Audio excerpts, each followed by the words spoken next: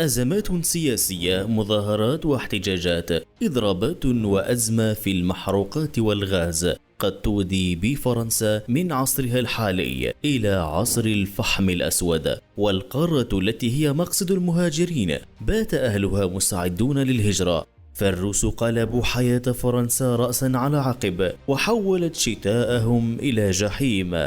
لكن يبدو أن فرنسا لا تعير أي اهتمام بهذا، فكل ما ذكرناه لا يشكل تهديدا بالنسبة لها بقدر تلك القطعة من القماش التي تغطي الرأس.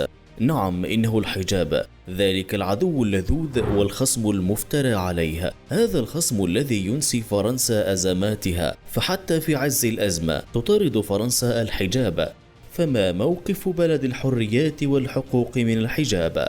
وما واقع المحجبات في فرنسا؟